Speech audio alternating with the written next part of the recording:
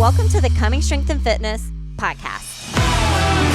I'm Jill, coach and owner of CSNF. My team and I are here to help you take charge of your fitness and nutrition. In each episode, we'll provide you our best so that you can take your health to the next level. I hope you enjoyed today's episode with our host and coach, Alex Cottingham.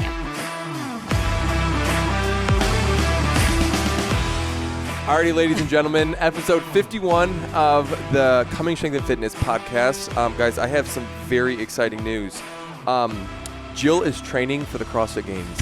I am. I just made that announcement. Jill, talk to us about the specific thing you're focusing on in the games. Yeah, your training plan. So my plan right now, I am 41 years old, and my goal is to get there in the 70 to 74-year-old division. So I have got 30 years of training to get done, and I'm just making a plan for what that's going to look like. I'm really thinking slow and steady. That's right. A really long cycle to continue to get stronger into my 70s. And then, Alex asked the question, what is the games even going to look like when you're 70? Will the games even be around? Are they even going to be around? And I said, absolutely, but it's going to be more like Gladiator, where athletes get in the arena and they basically work out till somebody dies. And I said that I couldn't think of a better way to go. Oh, my gosh. Jill is cutthroat. She's going to win at all costs. So she is training the 30-year training plan for the CrossFit Games. If you don't know what the heck we're talking about, don't even waste your time, guys. Don't even waste your time. I'm just excited that you're listening to this episode. Jill, this is the middle of January. It's 2023. How are you feeling in this new year so far? I am a person that loves Mondays and New Year's and like fresh starts. So I love a new year because it's kind of a time to reframe. What do I want to do this year? Where do I want to be this time next year? So it's a really good time to just kind of look back and look forward. Did you make any New Year's resolutions personally? So I don't really call them resolutions. There are a couple of things that I wanted to improve upon this year. Number one being decluttering my house. Ooh. Yeah. That'll preach. I actually bought this little program that emails me a task to do every week.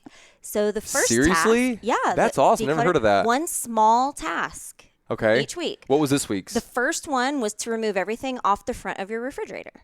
That was it? That was it. I like that. The second one was clean out one drawer in your bathroom. Okay.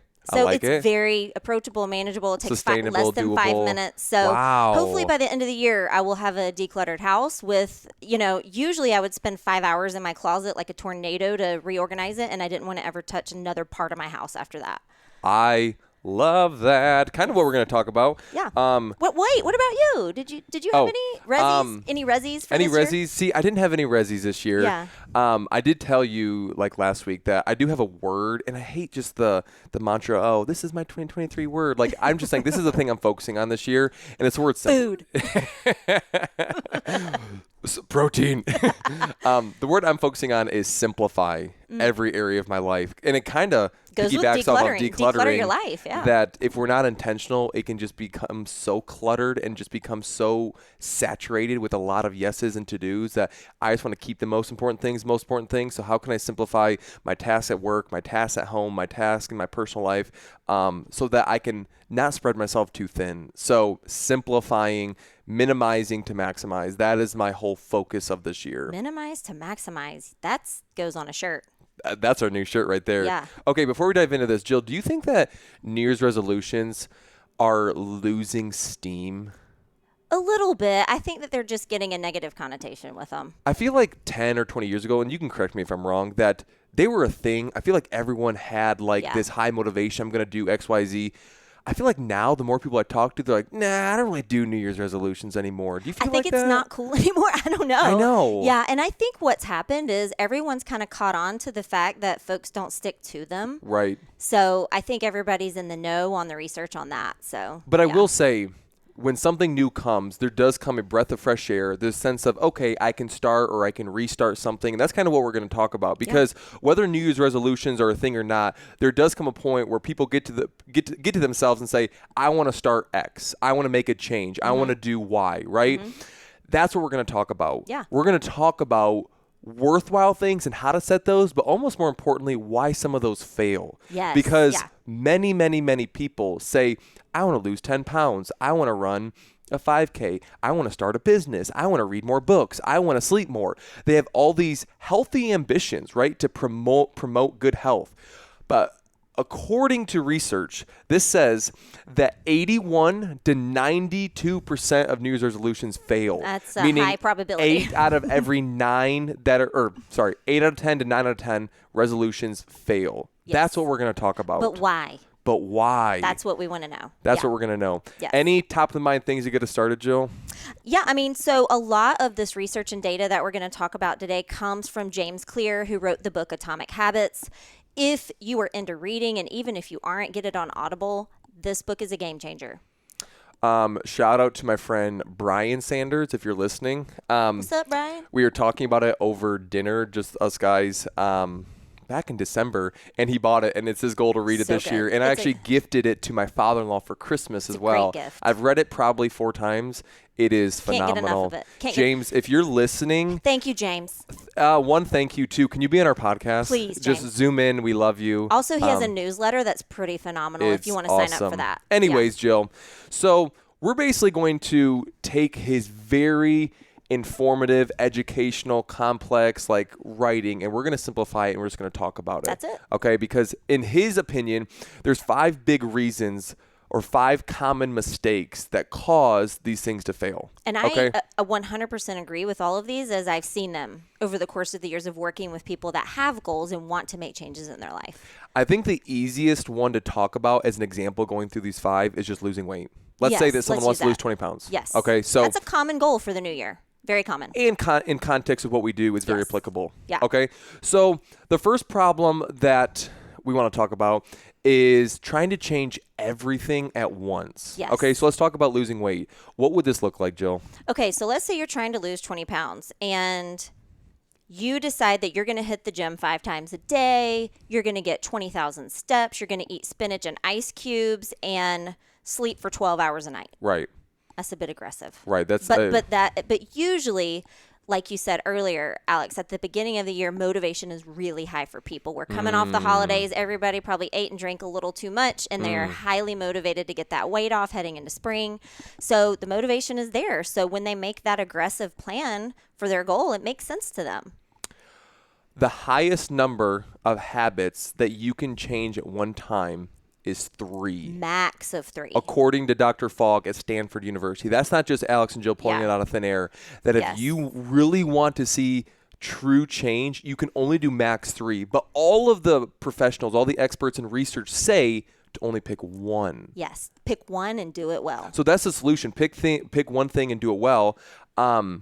They also talk about a keystone habit, meaning let's pick 1, but a keystone habit is something that has a great impact, something that's going to impact many other dominoes that are going to fall throughout the day. For example, sleep is a keystone habit. It impacts your workouts, your nutrition, how your body digests food, weight loss, your hunger hormones, and that's just physical health, let alone your relational health and all the other stuff. So any other thing to add on why we should only pick 1 thing rather than doing 7 things? Yeah, I mean, back to our example, if you want to lose 20 pounds and you wanted to pick 1 thing to start with, pick showing up at the gym a minimum of 3 days a week. That could also be a keystone habit. That's good. Show up 3 times. Like versus I'm going to work out 3 times a day and eat spinach and ice cubes and do yoga at 7 p.m. and sleep, it's just keep it simple. Pick 1 thing at a time and do it well. But that also goes to the keystone point is because if you show up to the gym, your exercise habits are keystone in the fact that it will impact your nutrition. Yes. It will impact your sleep. Yes. It will impact your hydration, Right. which all correlate with weight loss. Yes.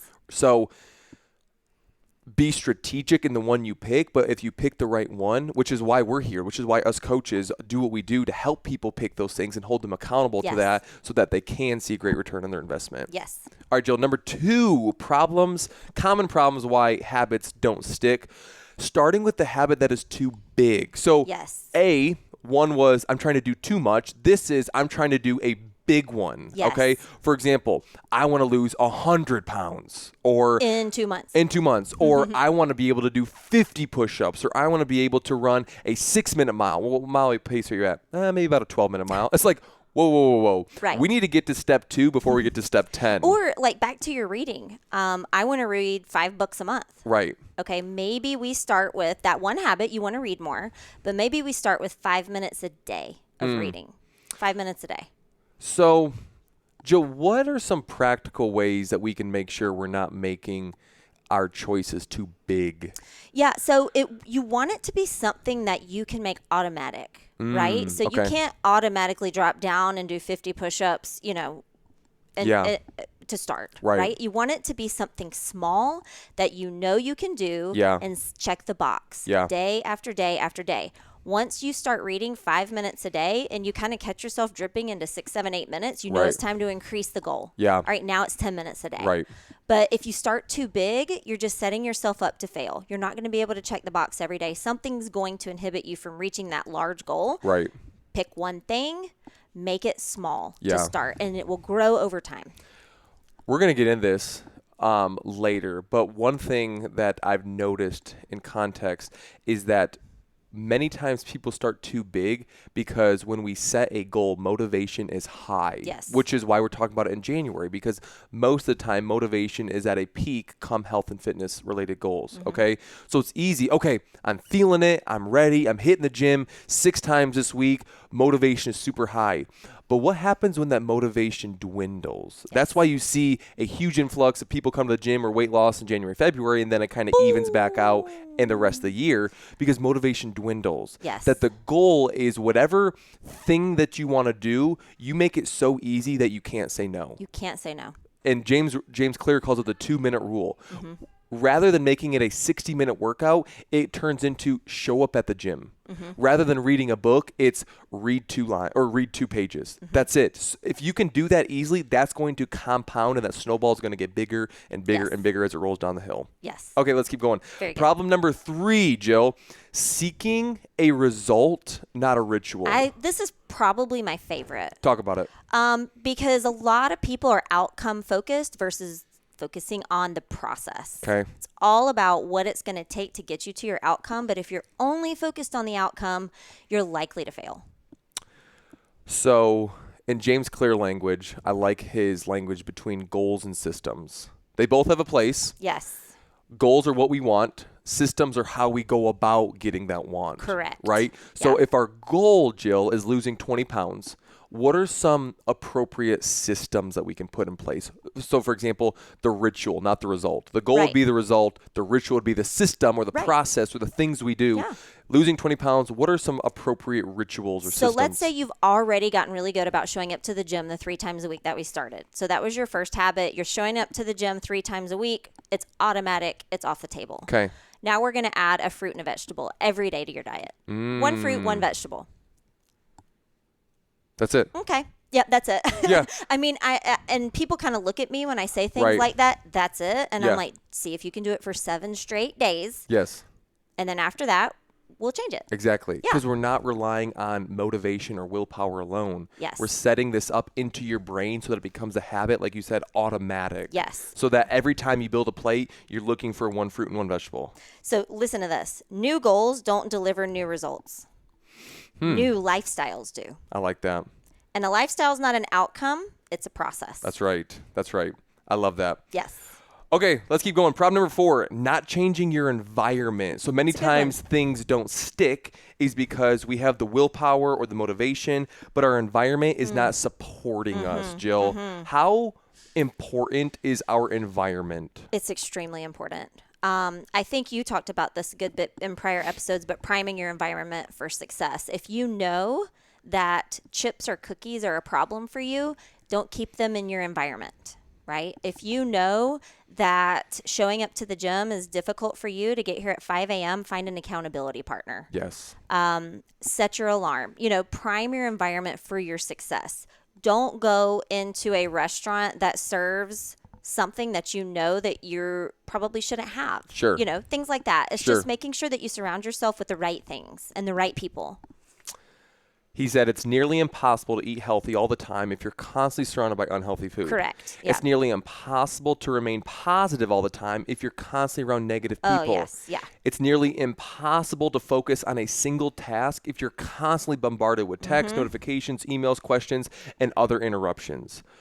And you cannot stop drinking alcohol if you're constantly surrounded by it. Exactly. Yes. So I think with this, throughout my conversations, is that when people say, oh, prime your environment, the first thing people think about is their pantry and their refrigerator, which is It's a great valid. start. It's a great start. Place to start. Yeah. But your environment is much bigger and broader than that, right? Yeah. It's not just the middle shelf in your pantry. It's also what your desk looks like. It's also what your trunk of your car looks like. Are your shoes in the back so you can easily grab them, or are they up in the upstairs closet and it's going to have a lot more friction? Because that's the whole point of the environment. We want to prime the environment to reduce the friction so that our behaviors become automatic. They're almost saying, hey, when you walk into this room, it looks like it's set up for a workout. Your shoes are there, your jump rope's there, your water bottle's already primed, your desk has nothing on it, versus everything's mess. I can't find anything. My clothes are dirty. You want to prime your environment for success. Yes. I say that your environment is the invisible hand that shapes your behavior. Always. Yeah. Which is why we talk about in previous episodes that culture primes you to sit in every environment. You walk into everything. Everywhere. There's chairs everywhere. Yes, but we're not sitting right now. We're actually standing when we talk about this. Yes, we are, Jill. So prime your environment. Last one, Jill. Can I just add one little thing to that? Please, go back. Find an environment that's going to help you towards your goals. What do you mean by that? Find a place. Find a group of people. Get in a small group. Join a gym. I know a good one.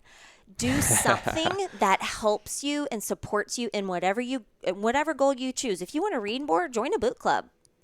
If you want to, work out more and have accountability to workouts, join the gym. Like, find an environment and find a group of people that are going to help you and support you. It makes the journey so much more enjoyable and so much easier. I'm going to just read this paragraph super quick because this is good. Because we're talking about tangible physical environments. He says you can change your digital environment too, because I would say that's just as important. Totally. He said you can turn off all push notifications on your phone. You can even remove your email and social media apps from the home screen and hide them somewhere else. He said he deleted all of his apps on his phone for just a month to see how it would go. He said, I miss them very little. And let me tell you, I've kind of picked up on a few of these habits myself recently, and I downloaded an app called Freedom. And what you do is you schedule sessions where it blocks things that distract you. Oh. So I have sessions set up on my phone where it blocks certain apps to where I can't even get on them. My VPN is shut down on those apps for however long I want it to be, and it's usually 4 to 5 hours at a time. Wow. It's a very cool app, and you can use it across all of your devices. That's really cool. It's called the Freedom app. I love it. Dang. Came out of the book, How to Break Up with Your Phone. That's that I just finished. Shameless plug. Yeah. I was going to say one other thing that I totally forgot about Sorry this. about that. Something about digital environment. Oh, this was it. So James Clear, the author of this article, said when he deleted those apps, he missed them very little. Yeah. Something that I've learned just being in the health and fitness industry for a while now is that people will go through periods that they give up whatever. They give up social medias, mainly the biggest one, or give up alcohol. Those are the main two. There's other ones like sugar or whatever, but the biggest two I've heard is I decide I'm going to do a dry January, or I'm going to give up social media for 30 days. Right. I would argue 99.9% of the time, there are the outliers, but most of the time when I follow up and ask those people, hey, how was it? I would say that most people said, gosh, I loved it, and I was surprised at how little I missed it. We should pay attention to those things that when we give up, we don't miss. But then they slowly creep back into our lives, that if you go through a period that you give up social media, or you give up alcohol, or you give up sugar, or you give up posting on Facebook negative, whatever it is, and you don't miss those things, you should really pay attention to that. Yes. Because I think they're on the other side of that might be freedom. Might be a lot of freedom. Okay, last one, Jill. Well, let's keep going. Problem number 5. Assuming small changes don't add up. Yes. Assuming small changes don't add up. Jill, do small changes add up? They do. And, most of the people listening to our podcast do know this. I don't think they assume small changes don't add up. But there are a lot of folks out in the world that don't understand how just moving a little bit more every day and eating a little bit better will add up over time. It doesn't have to be one extreme to the other. It works with sleep. It works with your Yes. steps. Yes. I'm actually going through the WAG certification. I was going through a lot of it yesterday, and I absolutely Working love against it. gravity, he's going through a nutrition certification. is what Absolutely love it. And they were talking about this very concept on how important, if your goal is to track your food, on accuracy, making sure you're accurately tracking, because they said just a small misstep or a misrepresentation can end up being a really big drastic change. And they use the example of peanut butter. Oh, it's a If good instead one. of 1 teaspoon or 1 tablespoon or half a cup or whatever, if you consistently do that, that's all of a sudden 1,000 extra calories once it adds up. But it's just a little tiny serving on your plate. Yeah. But all of a sudden you're like, wait, why can't I lose this extra 3 pounds? But all of a sudden it's only that small little like teaspoon of peanut butter. Have you ever measured a serving of peanut butter? You don't want There's to. nothing more depressing. You don't want to, because it is so calorically dense. But it will take you from a caloric deficit, which is how you lose weight, to a surplus in a matter of a couple of servings. In a matter of a Yeah. half a spoonful. Yes. So Yeah. that's just one example on just something in food. We know this when it comes to financial. Like you invest in a compound interest, Yes. but the same is true with your health habits. Yes. I mean, exercise, all of it. Jill, do you have anything else to add to that? No, I think these are all great. And I think it's the perfect time of year to have this conversation because we're, January 10th. Everybody's in the thick of whatever it is that they chose to do differently this year. And I just think it was a great opportunity for us to talk about how to set yourself up so that you don't fall into that 90% of people who fail on these New Year's resolutions. So I'm going to go over the 5 solutions really quick, and then I have one more thing I want to talk about before Okay. we end, Jill, okay? Okay. So problem number 1 in review, trying to change everything at once. Let's try to pick one thing and One thing do it at a well. time. Okay. Number 2, starting with a habit that is too big. Let's make it small and make it so easy we can't say no. Yes. Like you said, make it automatic. Number 3, seeking a result, not a ritual. Instead, the solution, focus on the behavior, not the outcome. Not how can I lose 20 pounds, but who's the type of person that can lose 20 pounds. Number 4, not changing your environment. The solution, build an environment that promotes good habits. And lastly, 5, assuming small changes don't add up. And the solution, which I love this, he's coined this, get 1% better every single day. 1% better every day. Thank you, James. Okay, Jill, in context of this, I think it's very beneficial that we talk about some health, some mental, some just whatever challenges that people do, Yeah. okay? Because I think this intersects this conversation perfectly. For example, the gym right now is in a 10,000 a step day challenge, Yes. okay? 10K a day. We're going to do it for 1 month. We're going to do it for 30 days, Yep. but then we're not going to do it the entire year. Yeah. Okay? Jill, does this fall into what we're talking about, or is this something completely separate? It falls into it, and you would have to kind of take it point by point to see what we're looking at. So the goal of this challenge is to bring an awareness to the amount of movement that people are doing. That's good. 5,000 or less steps a day is sedentary. That's right. So what we're trying to do is not only get people to move more, but to just bring an enlightenment and an awareness to how much are you moving. So setting a goal of 10,000 steps a day is one of those things that's going to really help people see, well, where was I? Where am I? I'm tracking these steps. I'm only getting 4,000 a day. People are shook Yeah. over how many that they thought they were getting and they Yeah. really aren't. So number 1 is awareness. This literally just was a conversation with my wife yesterday. Yeah. She was working. She's a photographer, so she was editing and sitting all day, but we planned our schedule so that she could come to the 4:30 where Jill Yeah. coached yesterday. Yes. And she called me about 5 minutes before class, and she's like, hey, can we go on a walk once I get home from the gym? She's Yes. like, I looked at my watch. I'm only at 2,000 steps today. Yeah. Normally, she really isn't aware because we're not in this 10,000 step challenge, but Yeah. just because we're funneling focus towards how many steps we're doing, Yes. it brought awareness to, oh, I'm only at 2,000 steps and it's 4:30 p.m. Yes. We're going to go work out and we're going to go get steps because we need to intentionally prioritize movement. So that's exactly what we're doing. Yeah. Jill, the 800-gram challenge. Yes. We've done that before. Talk about that. So that's another challenge in which you're trying to instill a new habit and bring awareness to what people are doing. So most people don't eat enough fruits and vegetables. That 800-gram challenge is just a way to show people where the gaps are. You know, if you were eating about 6 cups a day, you're not going to have a hard time. It's not going to be a challenge for you. But for most people, it was. For me, it was. So it's just a way to bring an awareness to a part of your life that might have some gaps. And hopefully you'll have some takeaways that you can continue throughout the rest of the year. So, Jill, I'm just going to go there because another very common one is 75 hard. Yeah. I've had many friends do it. I've talked about it a lot. It's a really popular one. We have not talked about it on this podcast. Yeah. Would you categorize 75 hard, that challenge, as the same challenge as the 10,000 step day or 800 gram challenge in your mind? So, maybe. I mean, sort of. I think, and we had this conversation, I think the point of the 75 hard is a mental challenge. Yeah. So I've never really done a mental type challenge. Everything that we do here is lifestyle, habit, and health. So if you're doing that challenge just for the mental side of it, then yeah, I think it's a great challenge. But I actually think that challenge is used more for weight loss and lifestyle change. And I do believe that because it has so many tasks, you're fire hosed with so many things to change at once, it can be difficult for people to sustain. Yeah. But maybe there are some takeaways from it. Yeah. So I think you said that very well because 75 hard has its place, and it's really, really good if you go into it with the right expectation, with the right motivation, with the right assumptions. Like you said, it is not a weight loss program. No. The founder of it, literally, if you go in and look into it, I've done it, he said, this is not none of that. This is a mental challenge because our culture is so comfort oriented that we want to push you through discomfort because on the other side of discomfort is growth.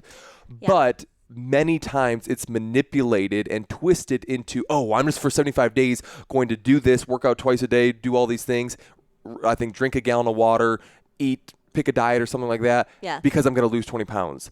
I would say that we're missing the mark there if that is our motivation. Like would you if agree? You take the step challenge, the mark is an awareness of steps and continuing that through the year. Yes. Or 800 grams is an awareness of fruits and veggies. But 75 hard, maybe you gain an awareness, hey, I'm not moving enough. 2 times a day is, a lot more than I was moving, or I wasn't drinking enough water, or, maybe I wasn't sticking to any diet. So, I would guess that there's going to be some takeaways from that. Sure. So. I like what you said, that the sole goal of some of these things is awareness. Yeah. Because true change, we were talking about five reasons why things don't stick, 5 changes. True change is when it becomes a lifestyle, right? Like you said, it becomes automatic. It's struck a chord in our soul and it's become personal to us. Yeah. We don't work out. We are athletes now. We don't have to muster up enough motivation to go work out. It's just a byproduct of what we do and who we are now. That is the goal, where the awareness of the 10K steps a day challenge is so that, okay, I do need to move more so that we can carry that with us after the challenge ends. But if we're just relying on bursts of motivation through these challenges or 75-day things to kind of like spike our weight loss journey, there might be a better way. Yeah. I don't think it's a great tool for weight loss, but I think it is if you want to challenge yourself to discomfort and mentally challenge yourself. Joe, what's a better way for your New Year's resolutions to stick? A better way for your New Year's resolution. Honestly, I think the number one thing for people, and I'd love to see if there was research on this, is to find someone to be held accountable to for that goal. I was going to say sign up for a nutrition coach. That's what I was going to say. To lose weight, maybe. And that's, same thing, right? It's Pretty the much. Same thing. Pretty much. Find a person. Hire a coach. I have hired coaches over the course of the 15 years I've been in fitness.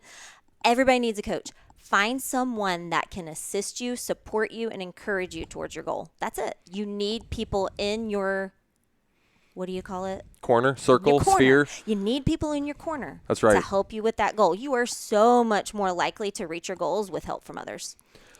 We can do that for you if you're in the coming area, or even if you're not and you want help with nutrition. We have nutrition coaches and health and fitness coaches that can help you reach your goals, because when it comes to health and fitness, it's both and. It's health and fitness and nutrition. You need both of them. If you're only doing one, you're going to be wasting time because they both hold hands. They piggyback off of one another. So that's what we're doing. That's what this podcast is all about, guys. I hope you enjoyed this episode 51. Jill, do you have any top of the what's the word I'm looking for? Well, yeah. Whatever when you questions. asked about the trunk of your car, what's in the back of your car right now? What's in the trunk of your car? I have 2 blankets. I have an old picture frame that I have to throw out. I have a tool bag that's empty that I'm actually getting tools from a friend, and I have a old ping pong ball, and a hat. How? Do you have a photographic memory? I just looked at it this morning. Whoa. Well, I just But when went you into asked it, I mine. literally thought of my trunk, and I was like, okay, here. Like You do I have just a looked photograph. at it. Yeah, you do. I bet you do then. Because I think I currently do. I'm like, I think I have in the back of my car a lot of stuff that I need to donate. And I think the last time you asked me this question, many episodes ago, it was the same. Like I always have stuff to donate in the back of the car. Probably a couple of shirts that need to be washed, maybe like a sweatshirt, random stuff. But as part of my decluttering resolution, I am going to be better about the trunk of my car because I had a Christmas sweater in there from 7 months last year. Oh, man.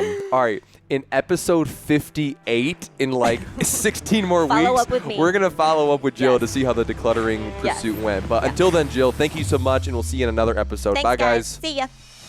Thank you for joining us today, friends. I hope today's conversation helped you gain a greater understanding of the mission at CSNF to change lives through fitness and nutrition. Check us out on social media or reach out at comingstrengthandfitness.com. We would love to help you take your health to the next level. We'll see you next time.